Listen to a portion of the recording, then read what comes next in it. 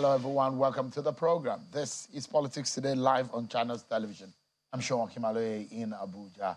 Let's tell you that President Bola Tinubu today made an announcement of some new appointments into its team. They include special assistant to the president on issues relating to national cohesion, and all other appointments made by the president include that of Mr. Fela Durotoye, who is going to be advising the president on national values and social justice, and also a Channel television reporter, Linda Akigbe, who is now going to be serving as senior special assistant to the president on strategic communications.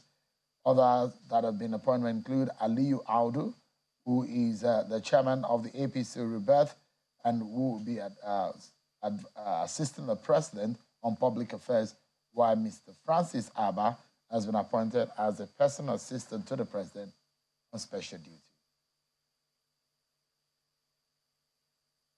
So much to talk about tonight on the program. When INEC says they are worried about security in Kogi, Imo, and Bayelsa State, with the spate of violence that we're seeing and the kind of attacks and engagement between political parties and their supporters and the candidate is worrying. And INEC, the umpire, has raised that alarm that we need to be careful. What can we do to tame this occurrence or this scenario? One person we understand died in Kogi State. How can we ensure that the elections of the November 11 is going to be free, fair, and without bloodshedding? We'll be looking at that and analyzing the issues for us tonight. For you tonight. And of course, tonight, we'll be looking at the oil and gas sector. The Group MD of the NNPCL made some statement today, which gets us talking. And of course, my guest tonight will also be talking to us about River State politics. What is going on? That and much more tonight on the program. Stay with me, everyone. Let's serve you your political roundup stories.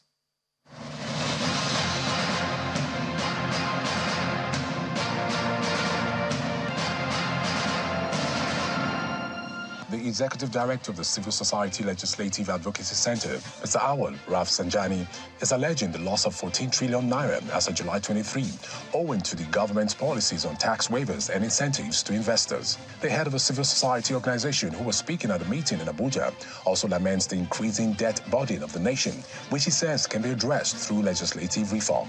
In Nigeria, what you see, you set up this company, after getting the waiver for 4 years, you now go and change the name and then reapply and get it.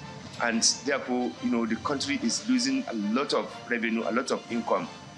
Cross River State Governor Senator Basi Otu has assured civil servants of his administration's commitment to improving their welfare, as well as clearing backlog of retirees' gratuities.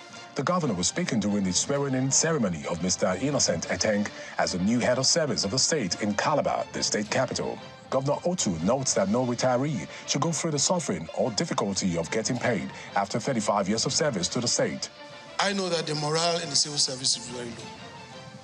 But in this government, I'm doing my very best to make sure that at least we pay all our pensioners their gratuities. As the people of Imo State will be heading to the polls by November 11 to elect a new governor for the next 4 years, the Imo State Elders Council has reiterated the need to vote for a governorship candidate from Olu Senatorial District so as to respect and support the principles of the Imo Charter of Equity that encourages even rotation of power between the three political zones in the state. Speaking during a meeting of the Imo State Elders Council with leaders and political stakeholders from Owerri Senatorial Zone, which held in Owerri, the Imo State capital, the chairman of the Imo State Elders Council, Mr. Cletus Iluamanya, calls on all governorship candidates from the zone to step down for the incumbent governor, Hope Uzodinma, to complete his 8-year tenure and hand over to another zone. It's better we hear from you today and bring the election that Charter of Equity, you accept it. And when you accept it, so at that time, group where it will be accepted for you to produce the next governor. A group of religious leaders under the aegis of PDP Muslim from Nasarawa are appealing to religious leaders across the state to continue to pray for the unity, peace, and development of the country, rather than using religious platform to influence legal process. Addressing a news conference in Abuja, the spokesperson of the group, Mr. Jafaru Ibrahim, says he has noticed how some religious leaders are going about initiating discussions around religion to influence court judgment, which is capable of creating tensions in the state. He called on the judiciary not to be intimidated by desperate groups or individuals. I call all religious leaders to stand united in upholding the principles of integrity, impartiality, non-interference in matters of law.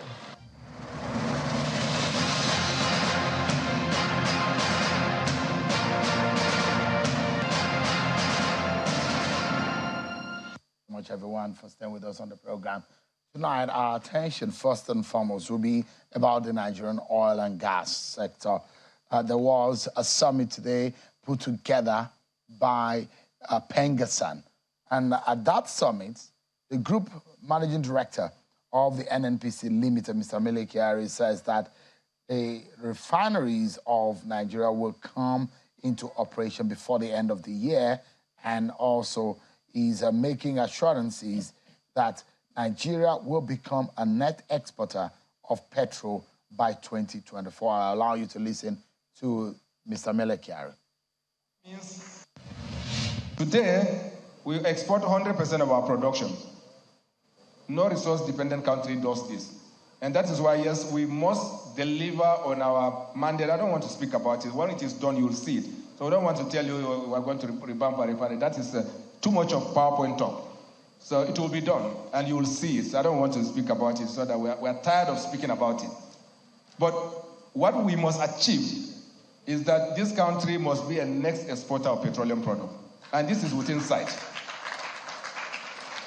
I strongly believe, now without giving you dates so that people don't get angry again, that in 2024, this country will become a net exporter of petroleum products. The meaning of this is that you will have sufficient volumes in country, and that you will have a delta that can leave our country. Right. But, you know, he had made some statement, and I think he's also aware that dates, timelines have become a problem, especially in delivery of some of these things. Nigerians have been given dates on the delivery of refinery, for example, and what has happened. Now, one other thing that the man, which is Mr. Mele Kyari, earlier today, had also clarified. He has said that there will no longer be the kind of sole importer of petrol into the country, that is the NNPC. But he has said foreign exchange issues have not allowed private companies to import petroleum products.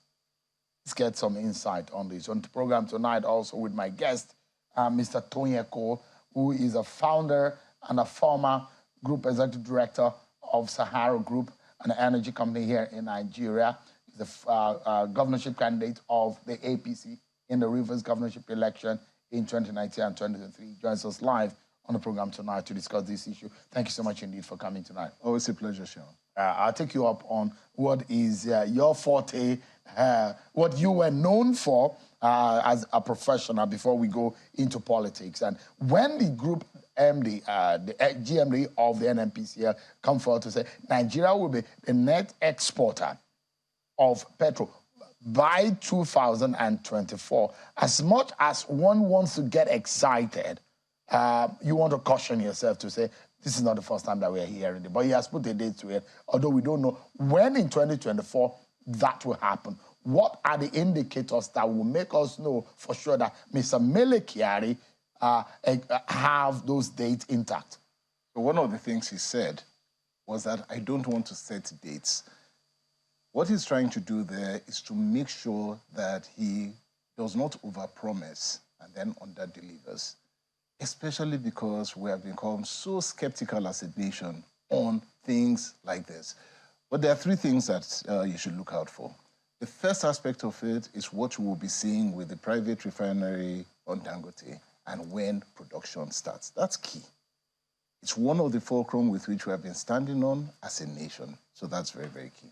The second aspect that you should be looking at is the turnaround maintenances that have been going on with the three refineries in Nigeria. It's been on for a while. It didn't just start now. So he's looking at it and saying that these things will come to an end between now and sometime next year, and being very careful about setting the dates. But most importantly, the third thing, and this is a personal opinion, but the third thing that we should be looking at is at what point do these refineries become privatized? Why is this? Because one of the key things that we must begin to look at in ensuring that we're not just net exporters, but that we stay sustainable moving forward is the privatization of some key sectors of our economy, one of which is the petroleum sector. Look out for these three things, then we'll be net exporters. Warri, Port Harcourt, Kaduna. There are possibilities that we can make them work again. Yes, but I would also say that as you are getting to the point where they begin to work, also put in the process to privatize them. If not, you will just get up and you come Do we down even have a choice? We didn't have all the monies to make them, to fix them. We've gone out to ask private interests to come and invest and fix this, and they will run it for certain years. So it's actually out of our hands, not entirely, not 100%. From the conversation I had with the former Minister of State for Petroleum, some of the agreement they entered into is how they will run these refineries and fixing them. Nigeria paid some money, hundreds of millions, into fixing the refineries. But then the monies of these private interests have gone into fixing it, and they will run it. And I mean, for those who say that government is a bad manager of resources, perhaps they are right. You know, Sean, in I think it was 2004 to 2007, the Obasanjo regime at the time went very, very active in privatizing refineries. It got very close to doing it just before it left in 2007. And then all of that was reversed. Between 2007 and today, look at what has happened. We've seen it.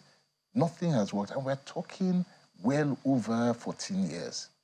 And there are turnaround maintenance being paid for. Workers are being paid. All this you cannot sack the all workers. This period. Everything that will make the refinery work optimally is there in terms of manpower, in terms of logistics and everything. And nothing, not a drop of oil comes out of it. Sure.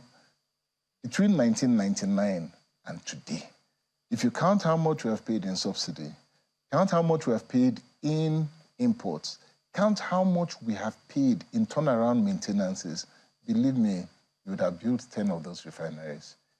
It's been a waste. It's been a shame on us as a nation. National shame. National disgrace. And that's why it is pertinent for this administration to get it right. It's like an athlete that has a lot of shoes but still run barefoot. Exactly. It's a shame, isn't it? So and for several years, 4 refineries, we cannot get any one of it working. But we can. We could not, but we can. And now it's for us to sit down, and I believe Nigerians have started asking the right questions. And that's what we need to ask, which is part of what you're asking. So the Melikari, understanding that if he does not give the right answer, people are going to begin to drag him. And so he's being very cautious, and he says, I don't want to give a date, but I know the indices that I'm working on, and I can be sure that by so time, and he just put it there, 2024, this would happen. That's because of the data he has. But where we are pushing a bit further is that after all is said and done, let it be sustainable. We don't want to go back to the place where we are dealing with subsidies, dealing with imports, dealing with all sorts of things, and we must be able to stop that. Dangote has about 650,000 barrels per day capacity. That's not going to be enough because we consume about... It's not going to be enough. It's not going to be enough to service Nigeria because we do more than 40 million metric tons of petrol every day. And that keeps reducing since the subsidy was removed. Yes. For us to be self-sufficient, that we do not need any importation of petrol, how many of these refineries need to work? What I would say, if you have Port Harcourt refinery working, you have Warri refinery working, you have Dangote refinery working, you'll be fine. So any 2 of them, if you have Port Harcourt and Kaduna, you're okay. If you have Warri and Kaduna, you're okay. So you have redundancy. What you have are 3 refineries with a redundancy. So when one is up and another is down, you're okay.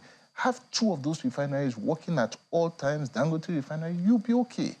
We'll be okay. So we have redundancy. We actually have, in terms of capacity, we have more than we need in terms of capacity. Now we have to bring it in. And guess what happens when you bring private refineries and you bring them in? Expansion. Do you know we have not expanded these refineries for years? And all of them, the technology to expand, the technology to improve is there. The world has gone further than we are in terms of these things. Over the years, 40 years in refining, and we have not expanded? No, come on. If you were Bola Tinubu, the president, what would you do? To make sure that to let the sector know that you are very serious with this kind of business. The first thing is that I will make sure that first, the promise that Dangote refinery will work is done first. Just make sure that's done. I will make sure that everything that has been promised in terms of these refineries and the turnaround that has been given to them, which started with the last administration and the monies for the last administration, that there is no excuse. Give me the date and make sure it's done. I will put consequences to that action. In other words, if you don't get this thing done by so date, there's no coming back. You're fired. He needs to be able to fire people. He needs to be able to. He needs to be able to wield a big stick. He must be able to. He's the Minister of Petroleum. Is he? He has not announced himself. All right. We have a Minister of State. Okay. But he seems to He's the president. He's the president. And the president can be anything he wants to be. And one of the things that he must be is tough on the petroleum industry. If you look at it, those who think oil and gas, I don't know how we got here. Is it the same Nigeria that was very big on agriculture some 40, 50 years 60 ago? years ago. 60 years ago.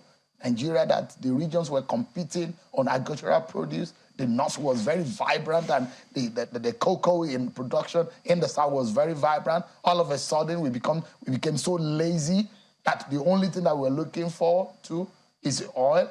And at that point, we built refineries. The refineries couldn't work. We cannot even think and see that gas, the element in that sector, can do us more good. I don't know. But we flare more. I don't know that we cannot think about this, because there are many papers on this. Many people have talked about all of this. So the issue is that we know we can do this. The question at the end of the day is, how do we make sure that the money goes in to do that? How do we commercialize it? And how do we ensure that what we're bringing in or bringing out goes into the industry that we need to do it? The papers are there. So let's not belabor the point that we do not know what to do. The question is that, are we disciplined enough to get it done? And when it is not done, who bears the consequences? You know why that? It's very ironic, isn't it? A student who tells you that I know this very well, but goes into an exam and fails. What happens here? That's the point. That the consequence is failure, and that's what we have seen over the time. Yes, but when they fail, there's a consequence to that failure. Can we explain the fact that electricity generation is at this level compared to other countries of the world? With the kind of gas that we have in this country and the abundance of sunlight that we have, is it explainable? Can we comprehend that kind of situation? What is the consequence for that failure? Who has been dismissed from office because of that? Who has been held to account for the waste or not reaching it? One of the biggest problems we have is that there's no consequence for failure. Failure you might as well celebrate failure. There's no consequence. And so we must address the issue of consequence for things when they don't work in Nigeria. I need to take you to Rivers politics, but there is something that worries me, though. And that is the fact that subsidy removed. Those who believe that that is not true. Recently, subsidies, the federal government seems to be paying for subsidy. Now, look, Mele Kyari said NNPC has gone back to being the sole importer of petrol because of FX issue. Market forces that were promised will take over. So we've now had, it was supposed to be auto market force. Now, it's now being manualized. We've gone back to the old ways. Well, you remember I was at a program and we discussed this, and I said back then that it's not just enough to remove subsidy.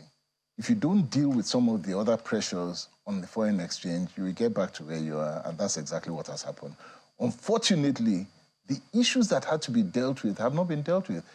Can you imagine trying to move petrol today to 1,000 naira per liter? I don't think Nigerians will find it funny at all. And so, but is it sincere also? I mean, no matter what the situation is, but when the government wanted to remove it, they made it clear. Yeah, absolutely. When the government says we're not going to pay and we are already saving about over $1 trillion, they told us, they made it very clear. But when the government is going back to do what they said they will not do, shouldn't we, the Nigerian people, be told exactly and explicitly tell Nigerians that, yes, we said we will not do this, but because we do not want pains to come to you, Nigerians are reasonable, don't you think? That's a point. I don't know if that has been done or not been done. What I do know is that oil is creeping to $100 per barrel. And when it creeps like that, petroleum prices are going to rise. The last time that you got any increase, oil was about $20 or $30 less than it is today. So, yeah, Nigerians know what's going on. But what you're saying is, can the government come out and say we're not doing this? I think they're being careful as well not to say it. But yeah, they could. That's one angle. The very touchy area. Very issues touchy. of integrity, issues of transparency to the Nigerian people are very key. But let me take you to Rivers State. Yet again, Governor Fubara floored you. He floored you at the election, has floored you at the tribunal. What are you doing? Okay, so the short answer to that is that we're going to appeal. The reason being, number one, we are told that APC, not being a party to the petition, denies me my right to run. I don't agree with that. So we would appeal that. That's not the only grounds upon which you lost at the tribunal? The other ground is more, it's more incredulous. And I'll explain this. There was impunity, right, to stop us from getting our CTC documents. Pure impunity. Not only was there violence that was televised, there was a total disregard of subpoenas on INEC by INEC. They refused to release the documents given by the court. They refused to appear to come and defend why they did not do that. And then the same court, to whom they ignored all documents, then said to us that we did not bring the documents that INEC refused to give to us to prove our case that there was some level of malpractice. I just felt I don't understand the double standards here. I came to you and I said to you as a court, this is a tribunal, and I say, we're trying to get documents from INEC to prove our case. INEC is withholding these documents. Give us a court order. You gave us a court order. We go to INEC. We issue the court order. INEC refuses to obey the court order. We come back and we say, INEC is refusing to obey that court order. You issue a subpoena that they must appear.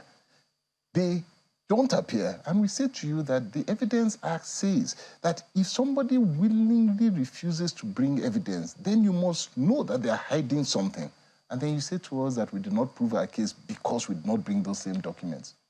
Does it even make sense? For me, I'm at a loss. What do you suspect? There are many things that I suspect. But one of the things that I definitely suspect is that the court did not do what it ought to do. What about INEC?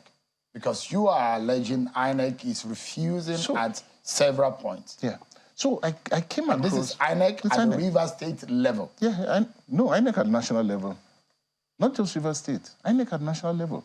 Now, I came across a program recently where a very senior lawyer said that unless we can get INEC to begin to be held accountable for their own mess in elections, we will not have any free and fair election. Apparently, as I was going through the court system, although we sued INEC, I just realized that INEC does not need to do anything, does not need to say anything. They are already presumed innocent. Whatever they present, it's okay. And I think that is grossly unfair. So yes, we are alleging that they did certain things, and it's clear that they refuse to obey any kind of court order, and they're not penalized for it at all. There's no penalty. If the court had said to me, for example, that I must come and appear, and they issue a subpoena, and I don't appear, they will issue a bench warrant, and I will be arrested. Nothing happened to INEC. Now, when you have that level of impunity, what do you expect? So have you filed your appeal? We're in the process of filing. You know, something else. So the appeal, I needed almost immediately, once the tribunal gives its judgment, usually within 48 hours, you'll get your judgment, because the dates start counting. 21 days I must file. Brother, it took 7 days for it to come out. Every day we're asking, just give us our CTC. So you remember the fight for the CTCs the last time? We're back to that again. It took 7 days for the courts to give me. So waste 6 days out of my 21 days. There are games that are being played. But we're watching and we're learning. And we're going to teach Nigerians. Are you confident of your chances going to the appeal? This is not your first time. No, it's not. I have gone through this kind of process. It is. But is this any different from the last time? No. So one of the things that I've heard both from laymen, Nigerians, and all sorts is that you cannot trust the judiciary to do justice. So I've heard this over and over again. My own opinion is, when I ask, is it 100% that you cannot trust them? They say, no, not 100%, but to a large extent you can. Okay. As long as there's a small percentage that we may be able to find somebody to do good, then I will hold on to that small percent. What I see is that most people don't believe you will get justice. And people say to me, why are you wasting your money? Don't bother. Give up. Just leave this thing. I say, no. As long as there's a small percent for us to learn the truth, there's a small percent that somebody may be able to say, you know what, let us do justice, then we'll continue fighting it. So I'm holding on to that small percent. So in all of this now, you don't look like the APC in Rivers State. You are feeling that you're not getting justice, or you're not being heard properly as you should be heard in the court. Are you being given a chance in your party? Do you even have a foot in the room in your party? Yes. So, you see, the party dynamics are very, very interesting. The first aspect of it is that the party, the NWC of the party and the party, have no problem whatsoever. I'm a member of the party. Nobody has removed me from the party. I attend party functions, party activities, so no issue with that. At the same time, parties are individual. For some reason, the last legal advisor and the acting national chairman or whoever gave out an instruction to change my lawyers, and the party, quote unquote, withdrew. Whatever reason, whatever political dynamics happened, that happened. But the party as a whole, when did this happen? We didn't even know that this had happened. That's the funny thing about life. So you see these things, so you know that they are behind the deal, under the table deals and all of that, but it's fine. You learn, you continue moving. So as a party, I'm okay. Do you think Rotimi Amaechi's stance in your party, or his status right now, is affecting you? Because he's your close friend. No, from day one. From day one. And I keep saying to people that, you know what, Rotimi Amaechi has not said anything. All he has said is, just leave me alone, let me be quiet. I have my own individual responsibilities and my own individual views. See me for who I am. But a lot of people use it as an excuse. People have found a loophole. And they say, if Amaechi is not coming out and supporting you, then he's not supporting you. His silence means that he's not supporting. And as a result of that, let me come in. And some people have used it very, very well. They've entered into the party as a result. They've gotten benefits as a result. And they blame Amaechi as a result for many things. But Amaechi is Amaechi. Amaechi is 1.5 years older than me. For goodness sake, we're contemporaries. We're practically age mates. He's older than me in politics. But that does not mean that I have no brain, no word, nothing to say. It doesn't. But are you guys still cool? Of course we are cool. I'm cool with Amaechi. I'm cool with the president, my president. I'm cool with my party chairman. I'm cool with Senator Magnus Abe. I'm cool with Akuku. I'm cool. Are you cool with Governor Nyesom Wike? Yes, he was in court with me. And most people, he came into court, and people saw me go to him. I don't have a problem with Nyesom Wike. I never had. Are you thinking one day you might, because he said that he's not a member of the APC, but do you see yourself working together as party members? If Nyesom Wike comes into APC, then he's coming to meet us in APC. We're there in APC. Now he will have to come and talk to us in APC. So I'm waiting for the day. For now, Nyesom Wike is a member of PDP. He's not a card-carrying member of APC. He's serving in an APC government as a coalition. Again, and I've said this, I don't have a problem with the president appointing anybody that he wants into... But once it comes to party affairs, if Nyesom Wike comes into APC party meeting today and he has not handed over his PDP card, we will tell him to walk out, and he has to. He cannot come into any meeting that APC is having as a party because he's not a party member. When he chooses to become a party member, he has to come to the state. It's Rivers State, and we are the APC members in the state, unless he's going to tell us that we are not APC members. And he cannot do that. We are there, we're on the register, I was the governorship candidate, so we'll have to sit down and he'll have to let us know under what condition he's coming. That conversation has not been had. You are the leader of the APC in Rivers State at the moment. I'm the gubernatorial candidate, so I'm one of the leaders. Who is your leader in Rivers APC? That's a tough question. I would say Rotimi Amici remains leader of APC in Rivers State. He has not said anything, but he remains leader. Next, myself, Dakuku, are leaders of the party. We have a party chairman in the party. He's also part of the leaders, and then we have some elders there. So, I mean, it's a game of win or lose. If it goes the way of 2019, would you give up finally about running for governorship in Rivers State? Where am I going? I'm not going anywhere, sure. Will you still run again? My dear, I left everything and gave 20 years of my life for this party, for politics. For me, this is where I am. I'm not going anywhere. So it's fight to the finish.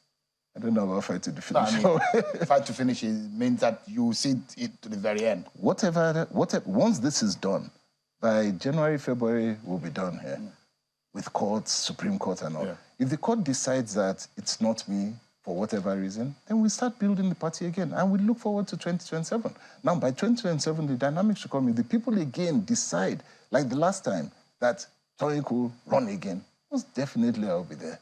If they say don't run for something else, then by which time you'll be about almost 60 then? Yeah, roughly. Yeah, and you probably will have grandchildren. Definitely. Can't wait. Toyin Eko, thank you so much indeed for your time tonight.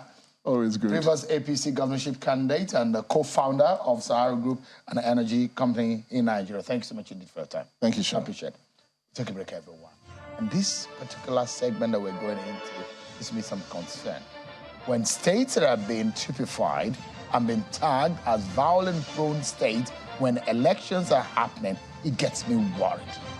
Why should we be talking about violent deaths and bloodshed in a governorship election? Bayelsa, Imo, and Kogi governorship election gets us talking. Why are these violence? We get to see some of the report and how we can tame what has become a nightmare. We'll be right back after Thank you so much, everyone, for staying with us. Our attention is now on Kogi governorship, Kogi, Bayelsa, and Imo State governorship election. Well, INEC, National Commissioner in charge of voter education and publicity, Mr. Sam Olumeko, has come to say the commission is worried about the spate of violence and clashes that have been seen over the last few days and weeks. And he says that the commission is worried that the nation, things are heating up, and that cannot be sustained as those kind of violent situation cannot be allowed to go on as the election draws close. It's just about a month before the election, and the commission said it will continue to closely monitor the situation and sustain its engagement with security agencies and stakeholders to ensure a peaceful conduct of elections in the three states. The commission says in the engagement that they had with political parties, the commission has constantly called on parties to rein in their supporters from actions capable of jeopardizing the peaceful conduct of elections in Nigeria.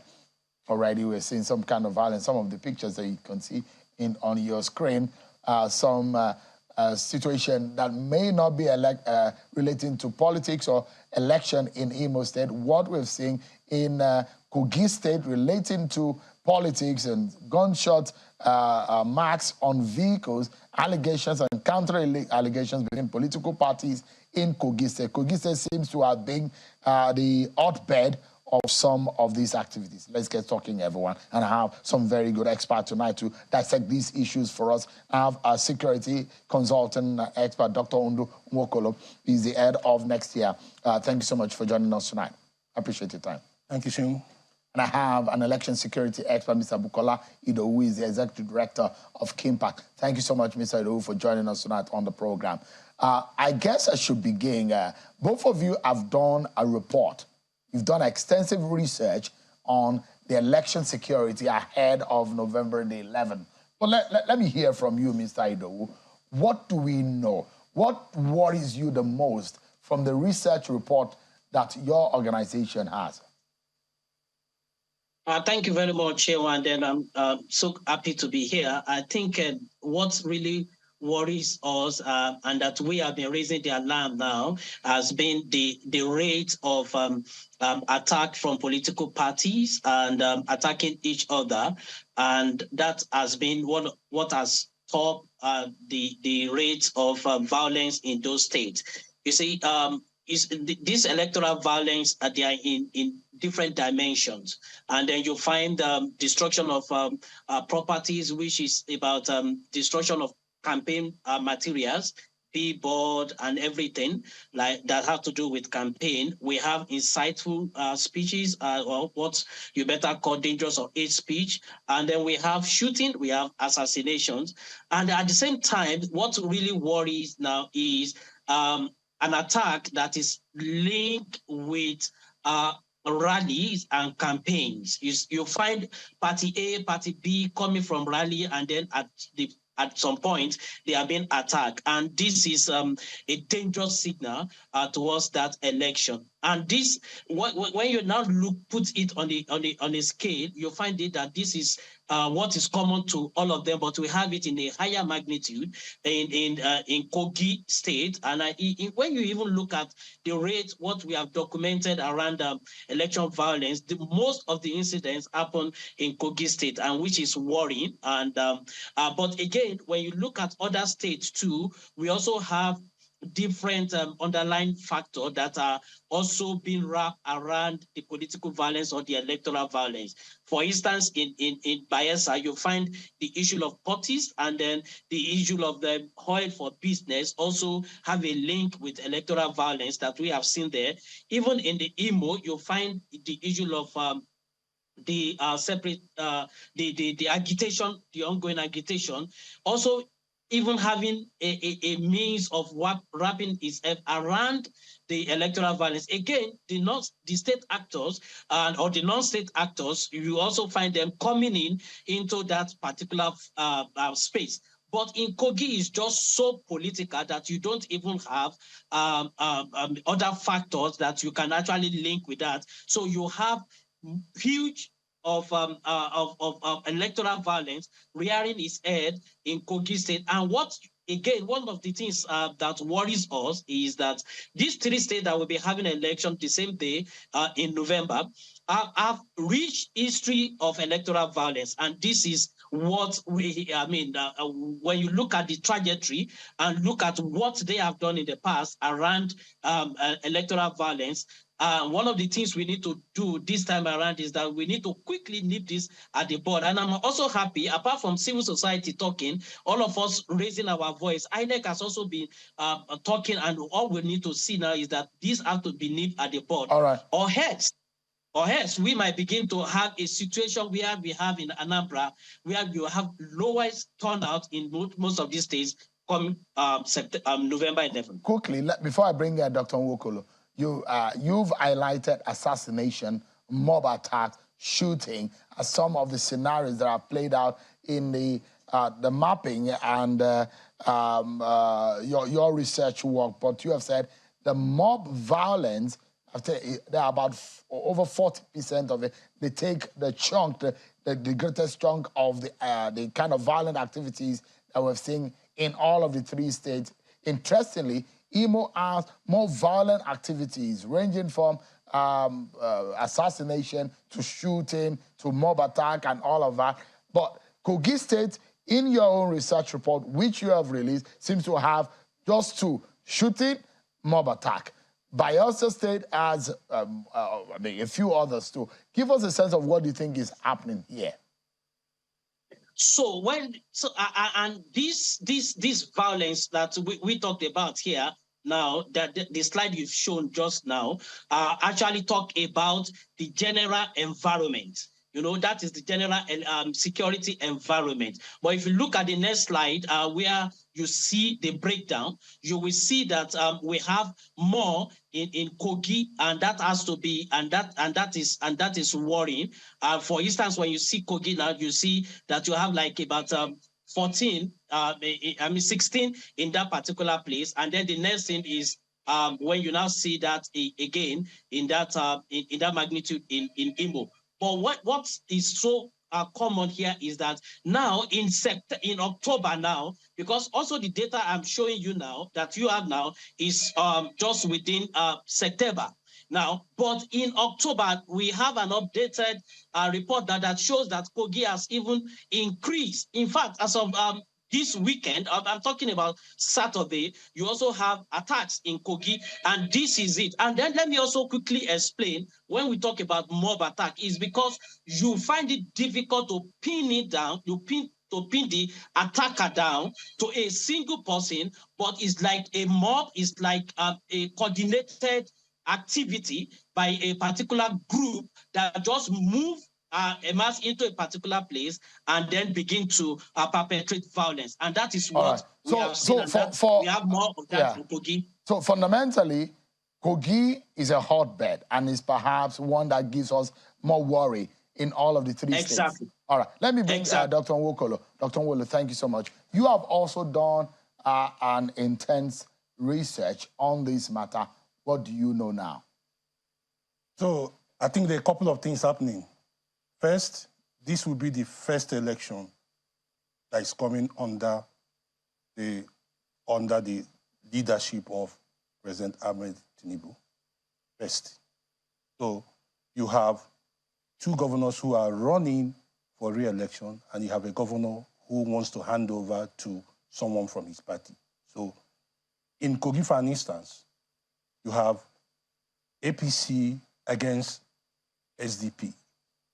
In Imo, is a three-way fight between the Labour Party, the APC, and the PDP. In Bayelsa, is a two-way, almost like a two-way fight between PDP and the APC. Now, when you look at all this, what we are seeing are violence that are mopping from original existing issues. For instance, in Imo, just like what he said, in as much as their political violence, this political violence are exacerbated by existing secession agitation and other forms of issues like the unknown gunmen and so on going on in that area. Incidentally, this area runs from what we currently call the belt of violence in the southeast, which cuts across Olu to Okigwe side of Imo State. So this is where most of these things will play out. In Bayelsa, what you have is that Bayelsa seems to be the state with the least violence somehow. However, at the moment. However, what we are seeing is in the southern Ijo area. Incidentally, that is where the governor running for the governorship candidate from APC is from. And the PDP are making an inway into the place. So that is where you are having this kind of violence. Incidentally, you have court members who are former militants showing interest in politics and are easily used by politicians, deploy them for what they want to do. Like just he said, Kogi State is showing more direct political violence. However, you can't rule out that there's a lot of issues of terrorism in some part of Kogi that is always equally making some kind of negative role to what we're experiencing. So in overall, we are looking at an election where the state's ability to deploy state security resources to do a lot is being limited. So we could see that there's showing of naked power by politicians. They are all moving all out to clinch power. And to do this, they're deploying both an existing security situation, cashing on an existing security situation, as well as a political situation that is going on. So you see a lot of this morphing together to what we're experiencing today.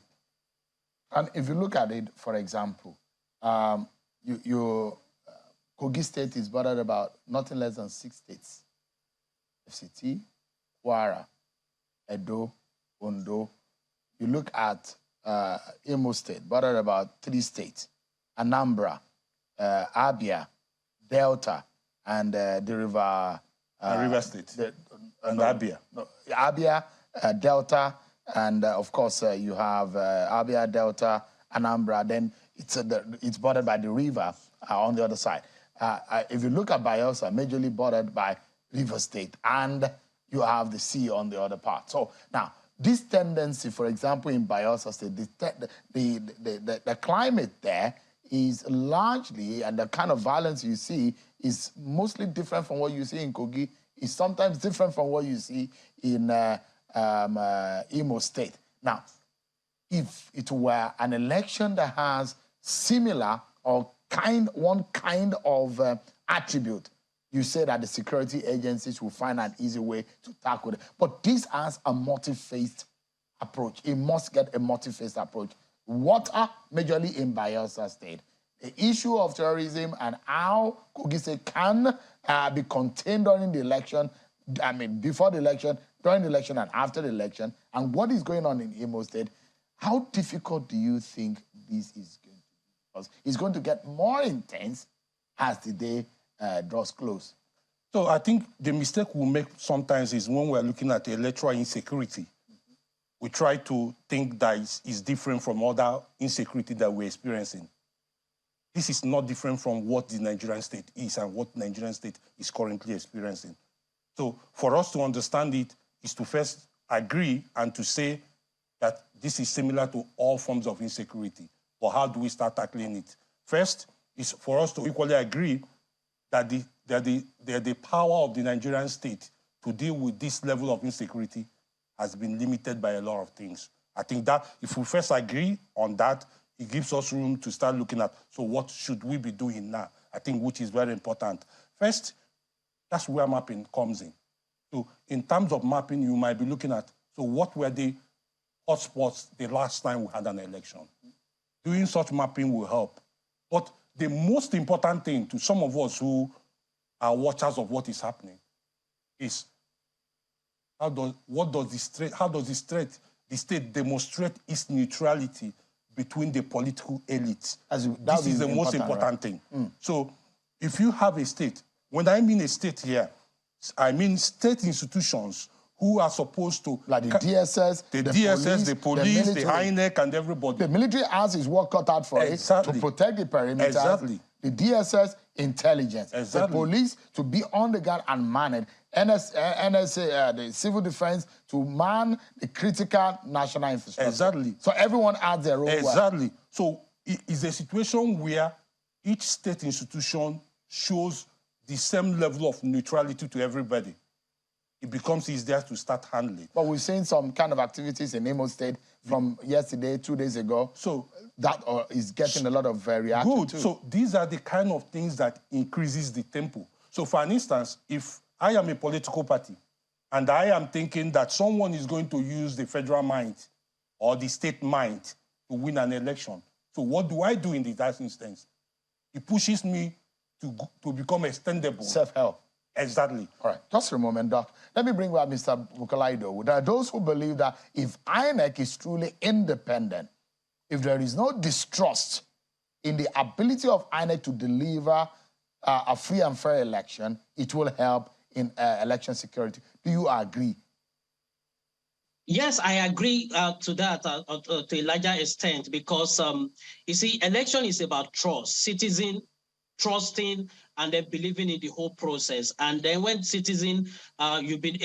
the citizen trust has been eroded, then you find out that that also is what we call potential for violence. And I must say, it's not only the INEC alone. Like he said, all the government institutions that are involved in the election, most especially the ICES, Interagency Consultative Committee on Election Security, you see, which comprises all the security agencies and that monitor the election. One of the things we need to begin to look at is that when you have security agencies, number one, let's take police as an example. It is called Nigerian police, not APC police, not PDP police. And that is why we begin to find we have issues where you have the incumbents belonging to a particular political party in a particular state. The security apparatus always have been accused or allegedly accused to be dancing to the tune of the incumbent. And that is why their neutrality is key. One of the things you cannot take away from the citizen is that they want an apparatus, they want INEC that is highly independent, they want the security agency that is highly independent, and that is key. Now, if you look into one of the slides we put there is a high correlation. One of the things we also find out that a high correlation between where you have more security, you find out that the issues of electoral violence are lesser in those local governments than where we have lesser security. So what it means is that could it be that we need to now begin to deploy adequately and strategically to locations that have been mapped as hotbed. And that is key. We need to begin to look into that because you cannot just deploy. And one of the things we don't want to see in this election is that, police is deploying, 30,000. And we need to want to see the strategic deployment. It is not about just deploying in that number and the majority of them are at the state capital. You need to find out where they are, and there are a lot of reports that have been showing hotspots. That are showing where violence are likely going to take place. We need higher deployment in those places, and that is key. So, in answering that question, not only INEC can only do, and if INEC is going to, for instance, if INEC just go out and conduct a seamless process election, right. And then the security, if they sit back, it can also mess up the whole process. For instance, right. People come to vote, and then because the security agencies are there, ballot boxes are being carted away. So we need that synergy, and we want to see that synergy being independent of any political party, right. And that is what we want to see. Dr. Nwokolo, give us your parting shot. So I think first is to say that INEC does not control the security apparatus. It's controlled by the Nigerian state, who in turn is directed by the government in power or any government in power. So what we should be seeing here is that INEC should work with the security, with whatever security structure that is given to it. It's equally important to understand that this is a situation where APC will want to retain their state that they currently have. PD will equally want to retain their power, the state they equally have. However, what is key in most of these things is that we start looking at where the last issues happened the last time, to use it as a template in curbing whatever electoral violence that might likely occur. Dr. Nwokolo, who is head at Next Year, thank you so much for your time tonight, and a security expert. And Mr. Bukola Idowu, who is the executive director of Kimpact and is election security expert. Thanks so much indeed, gentlemen, for your time tonight. I appreciate it. Well, that's our meet tonight on the program tonight. Thanks so much, everyone, for watching. God bless Nigeria.